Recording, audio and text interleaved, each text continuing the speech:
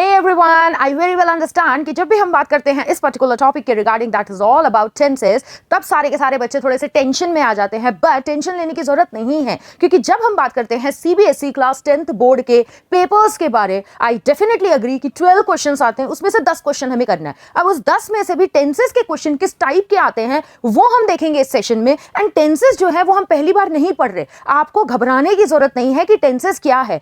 आप इंग्लिश पढ़ते हैं, आप एसएसटी भी इंग्लिश में पढ़ रहे हैं, आप साइंस भी इंग्लिश में पढ़ रहे हैं, तो आप बात भी इंग्लिश में कर रहे हैं। You very well know how to frame the sentence. अब सेंटेंस का स्ट्रक्चर जब हमें पता है कि सबसे पहले क्या लेते हैं, सबसे पहले लेते हैं सब्जेक्ट, फिर लेते हैं वर्ब, फिर लेते हैं ऑब्जेक्ट। ये हो जाता है सेंटेंस का स्ट्रक्चर। अब सब्जेक्ट की जगह पे कौन बैठता है? नाउन। और ये बड़ा कॉमन सा सेंस है कि सब्जेक्ट अगर सिंगुलर हो तो वर्ब भी अपन सिंगुलर लगाएंगे। तो इतनी सारी कॉमन बातें तो सबको आती है। तो हम इस सेशन में अब जल्दी से रिवाइज कर लेते हैं कि टाइम एंड टेंसेस के अकॉर्डिंग अपने कितने सब कैटेगरीज हो जाते हैं। क्योंकि टाइम के हिसाब से, यानी time in reference to the verb के हिसाब से अगर पढ़े तो क्या हो जाता है? 3 टेंसेस हो जाते हैं, present tense, past tense and future tense. अब काम कितना हुआ, आई रिपीट माई वर्ड्स, काम कितना हुआ, काम हुआ, काम कंप्लीट हो चुका, काम कंटिन्यू हो रहा है, या अगर काम कंटिन्यू हो रहा है तो वो कितनी देर से कंटिन्यू हो रहा है। इस बिहाफ पे अपन प्रेजेंट हो, पास्ट हो, फ्यूचर हो, तीनों के अंदर 4 कैटेगरी पढ़ेंगे। तो इसको नोट बनाते जाओ। हर चीज आपको टेबल पे खाने की तरह सर्व करके मिलेगी नहीं। तो हर जगह मम्मी तो प्रेजेंट नहीं है जो अनकंडीशनल लव प्रोवाइड कर दे। फिर भी not being your mother but being your older sister, मैं इतना कह सकती हूँ कि जितना खाना मैं परोस के दे सकती हूँ उतना मैं देने की कोशिश कर रही हूँ। ठीक है,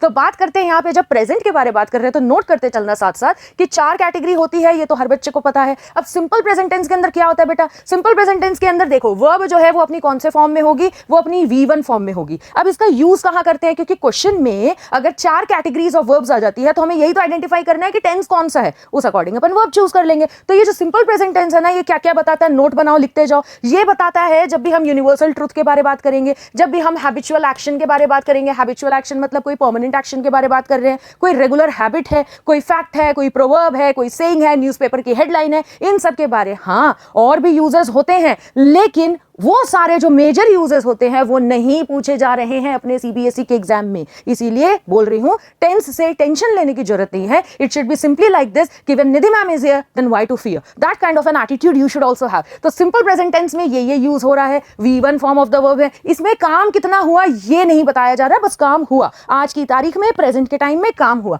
कंटिन्यूअस अपन को क्या बताता है कि काम कंटिन्यू चल रहा है। हो सकता है जब मैं बोल रही हूं तब काम कंटिन्यू चल रहा है, हो सकता है कि भाई काम जो है वो थोड़ा सा टेम्पररी है। क्योंकि अगर मैं बोलूं कि we are preparing for 10th board exam these days, तो अभी जब मैं बोल रही हूं सिर्फ उस वक्त नहीं कर रहे हैं, हम तो लगातार करते आ रहे हैं। टेम्पररी एक्शन है, लेकिन हाँ काम चालू है। उसके लिए अपन क्या यूज करते हैं बच्चे? उसके लिए हम यूज करते हैं इज, एम, आर। लिखते चलना हर चीज को। अगर पढ़ने के लिए आए हैं, वीडियो को इसलिए ऑन किया है कि पढ़े, तो प्लीज पेन उठाना, लिखते जाना। यहाँ पे क्या यूज कर सकते हैं? इज, एम, आर यूज कर सकते हैं, डिपेंड करता है सब्जेक्ट के ऊपर। आगे क्या यूज कर लेते हैं? V1 plus ING। फिर बात आती है प्रेजेंट परफेक्ट टेंस की। परफेक्ट बताता है कंप्लीशन, इससे हमेशा ध्यान रखना। परफेक्ट बताता है completion, that something is completed in the present. अब क्या यूज करना है यहाँ पे यूज करना है हैव या हैज, डिपेंड करेगा इस पे। और फिर हम यूज करते हैं V3 form of the verb. तो कल को अपने को क्वेश्चन देखते ही सामने दिख जाता है हैज या हैव, और ऑप्शन में लिखा है V1, V2, V3, V4, V5, तुरंत बोल दो क्योंकि मैम हैज और हैव के साथ तो V3 आता है, मिल गया आंसर। जहां V1, V2 दिखा, ऑप्शन काटते जाएंगे। मैं कुछ क्वेश्चंस भी लेके आई हूं जो अभी अपन प्रैक्टिस करेंगे।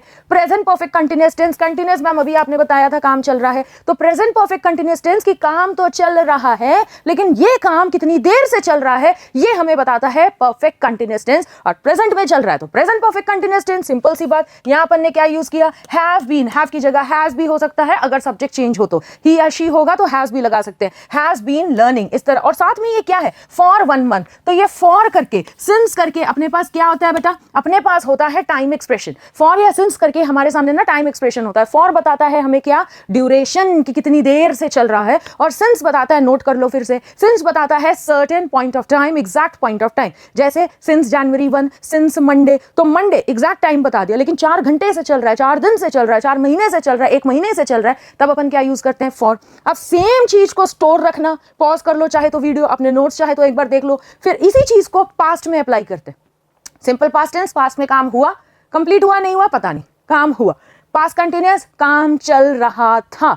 पास्ट परफेक्ट, कोई काम जो पास्ट में कंप्लीट हो गया था, पास्ट परफेक्ट कंटिन्यूअस टेंस कोई काम जो पास्ट में चल रहा था और कितनी देर से चल रहा था ये मेंशन है। वापस आ जाते हैं सिंपल पास्ट टेंस में, क्या यूज करना है इसमें एग्जैक्टली तुरंत देखते ही हाईलाइट हो जाना चाहिए कि भैया यहाँ पे तो अपन को V2 form of the verb use करनी है। फिर बात करते हैं वॉज लर्निंग। मैम वॉज की जगह वर्ब भी हो सकता था, बिल्कुल हो सकता था। ये सारे जो कीवर्ड्स हैं yesterday, last night, previous night, ago, तो ये सारे कीवर्ड्स हैं जो हमें बताते हैं कि हम बात कर रहे हैं समथिंग रिलेटेड टू पास्ट। पहली बात। दूसरी बात, यहाँ पे वॉज या वर्ब क्यों हो सकता था, डिपेंडिंग ऑन द सब्जेक्ट। अब हम बात करते हैं पास्ट परफेक्ट कंटीन्यूअस टेंस की। आई हैड कंप्लीटेड, वहां क्या पढ़ा था, हैज या हैव, यहाँ क्या पढ़ रहे हैं, had. I had completed my work before she came. तो ये बड़ा इजी सा ट्रिक है कि पास्ट परफेक्ट टेंस का most of the times combination किसके साथ होता है, इसके साथ, V2 के साथ। V2 कहां यूज करते हैं, अभी अभी पढ़ा। V2 कहां यूज करते हैं, अभी अभी पढ़ा, कहां, सिंपल पास्ट टेंस के अंदर। तो ये कॉम्बिनेशन दिखेगा, जैसे ही आपको दिखा यहां डैश और यहां V2, अरे आंख बंद करके हैड एंड V3, और अगर हैड V3 दिख रहा है यहां पे डैश बना दिया तो आंख बंद करके V2। अब ये मत बोल देना कि मैम आंख बंद करेंगे तो ऑप्शन कैसे दिखेगा, तो कॉमन सेंस की बात यहां पे कर रही हूं, ठीक है। यहां पे भी अपन को कॉम्बिनेशन आगे किसका दिख सकता है, V2 का। यानी कोई काम हो रहा था इससे पहले कि दूसरा काम हुआ। मैं लेटर लिख रही थी कि मम्मी ने आके डोरबेल बजा दी, ठीक है, तो यहां पे डोरबेल बजा दी, डोरबेल रंग, डोरबेल रैंग, तो वहां पे क्या हो जाएगा, सिंपल पास्ट हो जाएगा। फिर बात करते हैं पास्ट परफेक्ट कंटीन्यूअस टेंस की। आई हैड बीन वेटिंग, मैं ये काम कर रही थी, कितनी देर से कर रही थी, 30 मिनट से कर रही थी। और वो काम अगर करते रहेंगे तो क्या वो प्रेजेंट में नहीं आ जाएगा, तो उसको रोकने के लिए भी कोई चाहिए। तो we met at the shop, जब मैं उससे शॉप में मिली। फिर कॉम्बिनेशन दिखा किसका, मैम V2 का कॉम्बिनेशन दिखा। तो वर्ब्स अगर क्लियर है ना कि V1 क्या होता है, V2 क्या होता है, V3 क्या होता है। अब अगर मैं पूछ लूं ईट, ईट का V2 क्या होता है, एट, उसका V3 क्या होगा, एटन नहीं होगा, ईटन। तो कभी कभी तो V2 V3 सेम होते हैं, जैसे वॉक वॉक्ड वॉक्ड,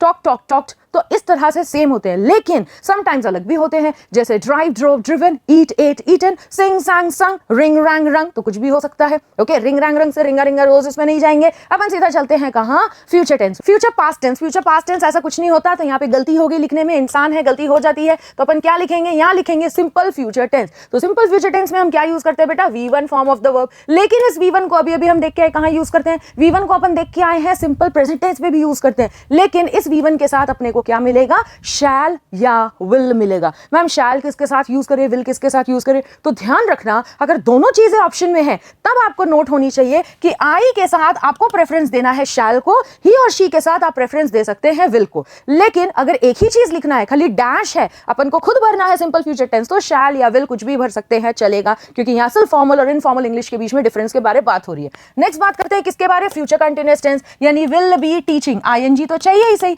आईएनजी तो चाहिए ही सही अपन को, किस लिए, बताने के लिए कि कोई काम चल रहा है, और साथ में ये भी चाहिए विल बी या शैल बी। मोस्ट इंपॉर्टेंट अगर आप चारों स्टेटमेंट में देखो तो एक चीज नजर आएगी कि फ्यूचर का जो टाइम इंप्रेशन है 11 AM next year, by 12 noon, for 3 hours, by 1 PM, यानी कि एक फ्यूचर का टाइम रेफरेंस पक्की बात है मेंशन है। तो जैसे ही फ्यूचर का टाइम रेफरेंस मेंशन है तो इतना तो क्लियर है that something related to future tense ही हम बात करने वाले हैं। बाकी सेल्फ और सेल्फ स्ट्रक्चर क्लियर रखना है दिमाग में, एंड इसका यूसेज क्लियर रखना है कि कंटिन्यूअस बताता है कोई काम जो चल रहा होगा in the future. I will be teaching English tomorrow at 11 AM, कल सुबह 11 बजे क्या हो रहा होगा, कल सुबह 11 बजे तक या 12 बजे तक कौन सा काम खत्म हो चुका होगा। सो शैल हैव टॉट, हैव लगाना है, टॉट लगाना है, हमेशा V3 form of the verb को अपन यूज करते हैं। स्ट्रक्चर सबको पता है, यहां पे बस एक तरह से रैपिड रिवीजन कर रहे हैं, उस चीज का नोट करते हुए इसको देखो। आगे लिखा है I will have been teaching, वहां क्या पढ़ रहे थे, I have been teaching, I had been teaching, and जब फ्यूचर में आ गए तो अपन क्या कह रहे हैं, आई विल या आई शैल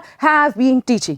ये जो अब नेक्स्ट स्लाइड के अंदर आया है which is related to condition, condition के क्वेश्चन लास्ट ईयर नहीं पूछे गए थे, आई एग्री, लेकिन उससे पहले और उससे पहले डायरेक्ट एमसीक्यूज में बहुत सारे क्वेश्चंस आए थे, कम से कम 2 या 3 क्वेश्चन तो आ ही गए थे आपके 10 नंबर से, जहां पे कंडीशन से रिलेटेड बात पूछी गई है। अब बात आती है कंडीशन को कैसे याद रखें, कुछ नहीं करना है, सिर्फ और सिर्फ इसका स्ट्रक्चर याद रखना है। जीरो कंडीशन कहां काम आता है, कैसे काम आता है, फर्स्ट कंडीशन कहां काम आता है, कैसे काम आता है, तो ये सारी बातें, ये दिख रहा है आपको, complete tenses in one shot, यहीं से आएगा। ये 1 से 1.5 घंटे की क्लास, अरे नहीं भाई 2 से 2.5 घंटे की क्लास, ये ग्रामर के प्लेलिस्ट में डला हुआ है, और ये मैंने बहुत पहले करा दिया है, जहां पे डिटेल में समझा दिया था कि टेंसेस को कैसे पढ़ना है, कौन सी चीज कहां यूज आएगी। फिर भी थोड़ा सा हिंट दे देते हैं।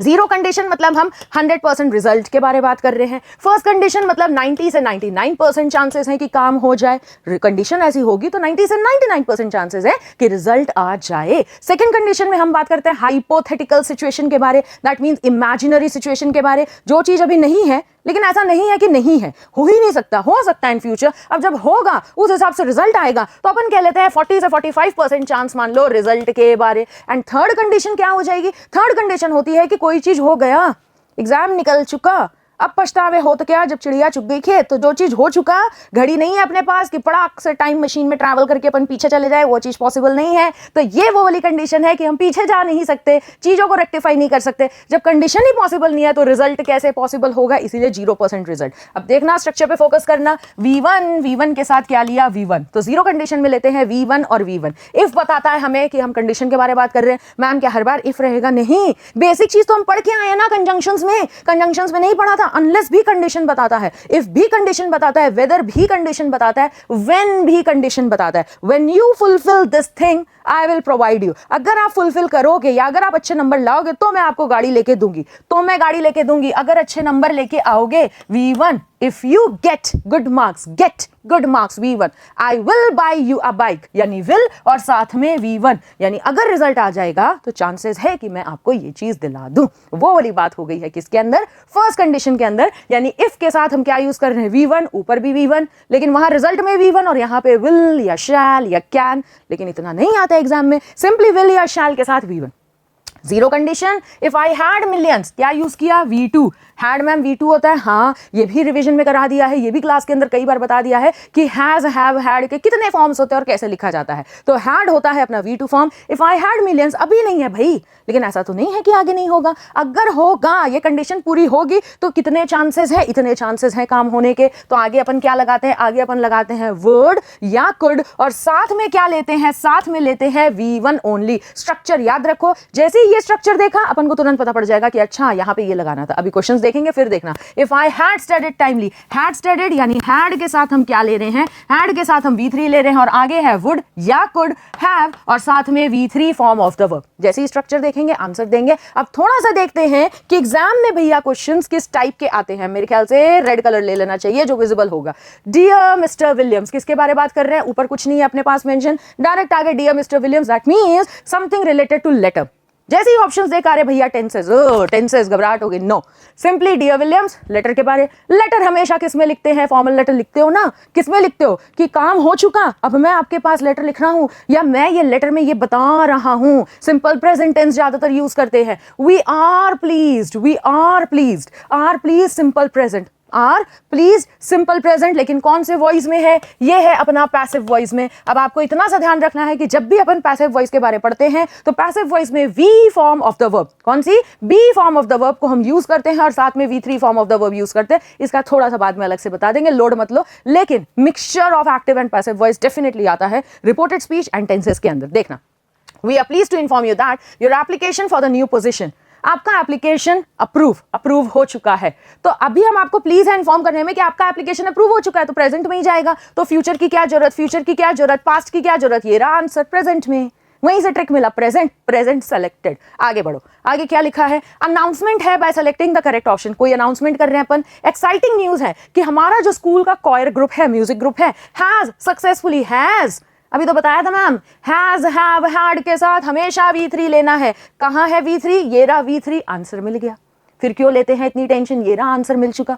आगे देखो, फिर लिखा है correct form of the word, जो कि अगेन लेटर में लिखना है। ये बड़ा आ रहा है आजकल, लेटर में लिखना है dear sir, letter in response to your query the document that, explain का correct form of verb use करना। और हमने साफ साफ देखा है कि डियर सर, लेटर, यहीं से हिंट मिल गया कि यहाँ पे कौन सा टेंस चलेगा, यहाँ पे सिंपली सिंपल प्रेजेंट टेंस चलेगा। दैट इज वाई इसका आंसर क्या बन जाएगा? दैट एक्सप्लेन्स, क्योंकि इन रिस्पॉन्स टू क्वेरी बात कर रहे हैं, क्वेरी कोई चीज सिंगुलर है तो एक्सप्लेन्ड पास्ट टेंस तो आएगा नहीं, हैज एक्सप्लेन्ड, वर एक्सप्लेन्ड, ना, सिंपली एक्सप्लेन्स। आगे क्या है अपने पास? We have exciting news to share. अब जब यहीं पे बोल रहे हैं वी हैव, हमारे पास है कैसा न्यूज? Exciting news. तो हैव बता रहा है, हम बात कर रहे हैं प्रेजेंट के बारे, हाँ या ना? आगे देखो क्या लिखा है, ऊपर देखो क्या लिखा है, sorry, option to complete the sentence to update the result of the regional science fair, यानी रीजनल साइंस फेयर हुआ था उसका रिजल्ट बता रहे हैं। Exciting news, our school dash first place in the regional science fair, हमारे school को मिला है, हमारे स्कूल ने किया नहीं है, एक्टिव नहीं है, पैसिव है, हमारे स्कूल को मिला है। तो हमारे स्कूल को मिला है, हमारे स्कूल को अवार्ड दिया गया, लेकिन किस में यूज करेंगे?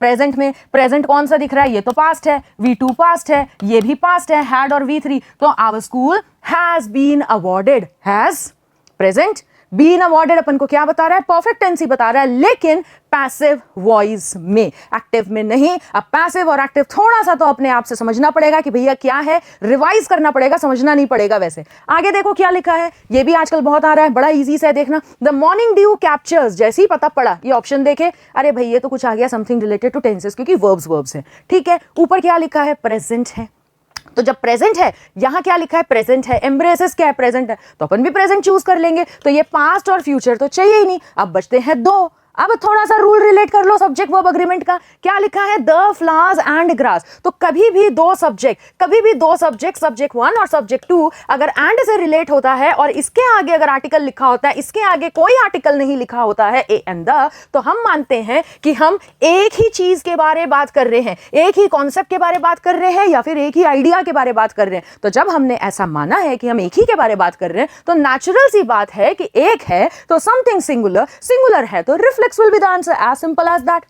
अगला देखो, काय को घबराना, अगेन क्या है, fill in the blank by choosing the correct form of the word for the given portion of a letter. Ma'am अभी आपने बताया given portion of the letter, that is always in simple present tense. At least this is clear in my head. Therefore I request you to please consider this request of लेकिन ऐसा question भी आ जाता है। अब क्या करें, इसके लिए अगेन सिंपल सा ट्रिक है, ऑफ, इन, एट, ऐसे करके कोई सा भी प्रेपोजिशन दिखे और सोचो विथ, जनरली यही मिलेगा, इसके अलावा ज्यादा नहीं मिलेगा। Of, in, at, with, generally ऐसा कोई क्वेश्चन दिखेगा तो अपन को तुरंत यहां पे क्या लगाना है, यहां पे लगाना है कौन सा form of verb, ING form of the verb. याद आया, कंस्ट्रक्ट की जगह क्या लगाएंगे, कंस्ट्रक्टिंग लगाएंगे। ये अपन को टेंस नहीं बता रहा है, लेकिन है तो वर्ब ही, और वर्ब है तो सेंटेंसेस है, वर्ब्स है तो इंग्लिश है। बिना कोई कार्य किए, बिना कोई क्रिया किए कुछ बनने से तो रहा है कि नहीं। सिंपली बोलेंगे आई एम अ टीचर, तो एम भी क्या है, वर्ब है, बिना वर्ब के कोई सेंटेंस नहीं बना सकते। वही वाली बात के हिसाब से यहां पे ये क्वेश्चन लेके आई हूं कि ऑफ, इन, एट, विथ, ऐसे कोई से भी प्रपोजिशन दिखते हैं, प्रपोजिशन के बाद ING form of the verb चाहिए, और ING form of the verb को क्या कहते हैं, ऑप्शन दे देती हूं दो, जेरेंड या पार्टिसिपल। वो तो आपने बताना है, अगर आपने रेगुलरली क्लास अटेंड किया है तो पक्की बात है आप बता सकते हैं यहां क्या आएगा। आगे देखते हैं, The authors of the book, at least यहां से इतना क्लियर हो गया, authors of the book, तो book is not the main subject. What is the main subject? That is authors. That means something plural. Plural के अकॉर्डिंग अपन को कौन सा लेना है, यानी सिंगुलर तो हटा सकते हैं ना, एक सेकेंड, प्लूरल के अकॉर्डिंग अपन को कौन सा लेना है, यानी सिंगुलर हटा देंगे तो हैज सिंगुलर हटा दो, बचा have taken, have been took. Have been took सुना कभी, हैव बीन के बाद टेकन ही आता है, क्योंकि अगर ये पैसिव है तो पैसिव में मेन वर्ब हमेशा V3 होती है। जैसे ही ऑप्शन देखा हटो सब हटो, बचा क्या, हैव टेकन। क्यों हटा पाए, क्योंकि ऑथर्स इजीली पकड़ पाए, इसको हटा दिया। दो जब बचे उसमें से भी चूज कर लिया, क्योंकि इतना कॉमन सेंस तो हम लेके जाएंगे एग्जाम में, है ना। आगे क्या लिखा है, summer is an ideal time, simple present tense, especially if you dash the opportunity. If, ma'am condition आ गया, इफ यानी कंडीशन, अभी क्या बताया था, कंडीशन प्लस रिजल्ट, लेकिन उल्टा भी हो सकता है, हो गया उल्टा, पहले रिजल्ट आ गया फिर कंडीशन। तो रिजल्ट क्या कहता है, सिंपल प्रेजेंट कहता है। अभी अपन पढ़ के आए थे कि जीरो कंडीशन में V1 और V1 यूज करते हैं, फर्स्ट कंडीशन में क्या यूज करते हैं, V1, एंड साथ में यूज करते हैं विल या शैल और V1। अब ये बात कर रहा है summer is an ideal time, result के बारे बात कर रहा है। रिजल्ट में जब इसने क्या लिया है, V1 लिया है, इसने ये नहीं लिया, रिजल्ट में ही जब इसने V1 लिया है तो कंडीशन में भी पक्की सी बात है V1 आएगा। V1 कहां है, ये आर हैविंग V1 नहीं है, विल हैव V1 नहीं है, हैज V1 नहीं है, क्या है, V1 हैव। ये आपको ध्यान रखना पड़ेगा, ये मैंने क्लास में भी कई बार बताया है। हैव जो है वो V1 होता है, हैड जो है वो V2 होता है, और हैड ही को अपन क्या लिखते हैं, V3 लिखते हैं। ये आपको याद करना पड़ेगा। अब आपको याद करने की जरूरत नहीं है, क्योंकि इसका आंसर जो बच्चा पढ़ने वाला है, आई रिपीट माई वर्ड्स, जो बच्चा पढ़ने वाला है, जो इस उम्मीद में नहीं है कि भैया मैं तो ओवर कॉन्फिडेंट हूं, मेरे को सब कुछ आता है, या फिर जो बहुत ज्यादा भी नहीं घबराता है, यानी एवरेज बीच में रहना है हमें, ना ज्यादा हमें उड़ना है, ना ज्यादा अपने आप को कमजोर समझना है। लेकिन अगर आपकी पढ़ाई की तैयारी हो चुकी है and you are well prepared, that yes you can easily take the exam of 15 February, that is of English exam, the first exam, then answer me 1, 2 and 3 what will be the answer. चलो hint देते हुए जाती हूं। Again letter, I am writing the letter, has के बाद कौन सा form of verb लिखते हैं, planting a tree is a very Nobel deed, simple present, तो आगे के लिए भी यूज करेंगे, क्योंकि दो बातें, एक पास्ट और एक प्रेजेंट एंड करके जोड़ रहा है, ऐसा तो होगा नहीं। अगला देखो क्या लिखा है, correct option to complete the weather warning given by IMD, यानी वार्निंग दी जा चुकी है। So IMD on Sunday warning दे दिया है, तो फ्यूचर लोगे क्या, या वो अभी इशू कर रहा है? अब इससे ज्यादा हिंट तो नहीं बनता है। तो देखते हैं सबसे पहला कौन सा बच्चा है जो तीनों आंसर और जहां बीच में मैंने पॉज लिया था वो सारे आंसर देता है, एंड दैट टू करेक्ट।